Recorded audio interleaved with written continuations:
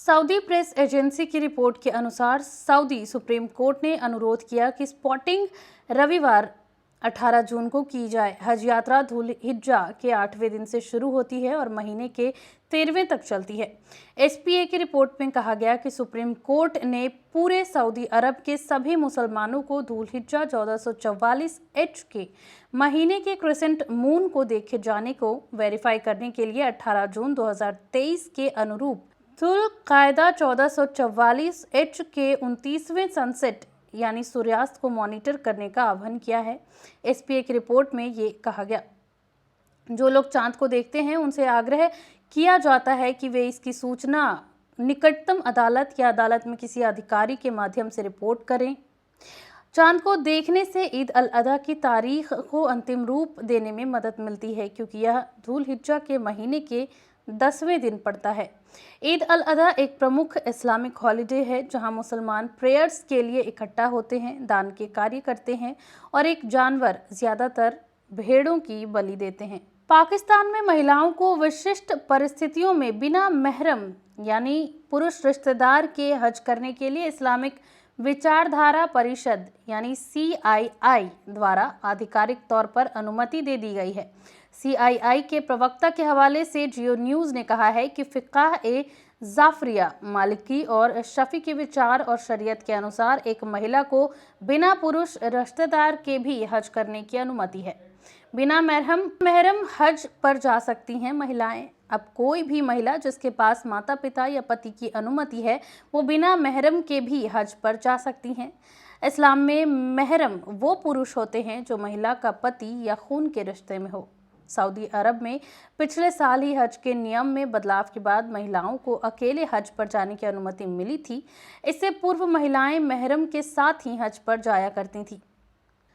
Saudi अरब के राष्ट्रीय मौसम विज्ञान केंद्र यानी NCM ने घोषणा की कि आगामी हज के दौरान मक्का और मदीना में मौसम की स्थिति गर्म और शुष्क रहने वाली है। केंद्र ने कहा कि मक्का में तापमान अपेक्षाकृत गर्म और शुष्क होगा, जो दिन के समय 44 डिग्री सेल्सियस तक और रात में मध्यम होगा।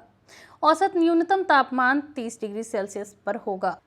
हज मंत्रालय के अधिकारियों ने लोगों को लू लगने या गर्मी से होने वाले परेशानियों से बचने के लिए सावधानी बरतने को कहा है। अधिकारियों ने लोगों से नंगे पैर न घूमने को भी कहा ताकि उनके पैरों में चोट न लगे। हज के दौरान औसत हवा की गति उत्तर पश्चिम दिशा में 4 और 10 किलोमीटर प्रति घंटे के बीच होगी, जो धूल के तूफान का कारण बन सकती है, जिससे खराब दृश्यता हो सकती है। मदीना में भी दिन के समय अपेक्षाकृत गर्म और शुष्क और रात में थोड़ा ठंडा होने की उम्मीद है। मक्का में भी मौसम इसी समान होगा। वहीं मदीना में औसत हवा की गति 12 किलोमीटर पर आवर होने का अनुमान है। साथ ही अपेक्षित हवाओं के कारण धूल भरी आंधी चल सकती है। सुरक्षा बल, हज गाइड और हज संचालक जो अपनी यात्रा के दौरान यात्रियों की देखभाल करते हैं, यात्रियों को यात्रा के दौरान धूप से बचाने में मदद करने के लिए छाते और डिहाइड्रेशन से बचने के लिए ठंडे पानी प्रदान करेंगे। जेद्दाह में एक हज गाइड हुसैन आबिद ने द नेशनल से बातचीत में बताया कि हज यात्रियों के लिए सभी आवासों में पूरे दिन एयर कंडीशनिंग होगी। साथ ही आइसक्रीम जैसे स्नैक्स और ठंडे पानी की भी व्यवस्था होगी, जिससे यात्रियों को गर्मी से निपटने में मदद मिलेगी।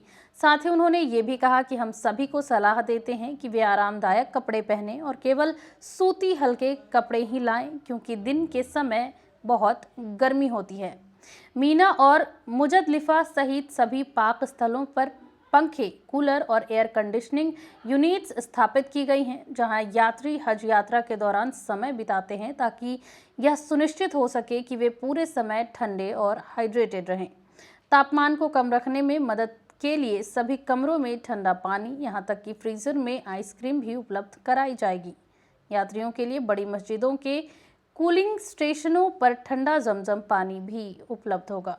संबंधित खबरों में सऊदी अधिकारियों ने घोषणा की कि गुरुवार से निजी क्षेत्र यानी प्राइवेट सेक्टर की कंपनियां 3 महीने की अवधि के लिए कर्मचारियों को दोपहर 12 बजे से दोपहर 3 बजे के बीच धूप में काम नहीं करने दे सकती है। अधिकारियों ने कहा कि राज्य में श्रमिकों की सुरक्षा और स्वास्थ्य को बनाए रखने के लिए उन्हें हर साल 15 जून से 15 सितंबर तक धूप में काम करने की मनाही होती है। हज और उम्राह मंत्रालय ने एक प्रोक्लेम टू द पीपल नामक पहल शुरू की, जिसे इस साल सभी सोशल मीडिया पोस्ट में हैशटैग के रूप में इस्तेमाल किया जा रहा है। मंत्रालय हैशटैग का उपयोग करते हुए सोशल मीडिया पर हज के शिष्टाचार और रीति रिवाजों पर यात्रियों का मार्गदर्शन करेगा। सऊदी अरब ने इस महीने की शुरुआत में दुनिया भर से आए हज यात्रियों की सुरक्षा और आसानी सुनिश्चित करने की योजना के साथ हज के लिए अपने सबसे बड़े ऑपरेशनल प्लान का खुलासा किया। हज यात्रियों का मार्गदर्शन करने में मदद करने के लिए इस साल 8,000 स्वयं सेवकों यानी कि 8,000 वॉलेंटियर्स सहित 22,000 लोगों को इन पाक स्थलों पर तैनात किया गया है। शुक्रवार को ईरान के एक बयान के अनुसार सऊदी अरब के शीर्ष राजनयिक यानी टॉप डिप्लोमेट तेहरान का दौरा करने वाले हैं, जो 2 मध्य पूर्व प्रतिद्वंदियों यानी राइवल कंट्रीज के बीच राजनयिक संबंधों को बहाल करने की ओर एक नया कदम है। बयान में कहा गया कि सऊदी विदेश मंत्री प्रिंस फैसल बिन फरहान शनिवार को ईरान के डिप्लोमेट हुसैन अमीर बदुल्लाहियान से मुलाकात करेंगे। प्रिंस फैसल के तेहरान में राज्य के दूतावास का आधिकारिक रूप से उद्घाटन करने की भी उम्मीद है। दोनों देशों ने हाल के सप्ताहों में दूसरे देश में अपने राजनयिक मिशंस का काम फिर से शुरू किया। जून में अमेरिकी विदेश मंत्री एंटनी ब्लिंकन द्वारा सऊदी अरब की यात्रा के बाद ईरानी विदेश मंत्री की यात्रा हो रही है। आपको बताते चलें कि इस साल मार्च में ही ईरान और सऊदी अरब 7 साल के तनाव के बाद राजनयिक संबंध फिर से स्थापित करने और दूतावासों को फिर से खोलने पर सहमत हुए थे। बता दें कि ये सहमति चीन के प्रयासों से हुई थी, जिसने रियाद और तेहरान के बीच आगे संघर्ष की संभावना को कम कर दिया।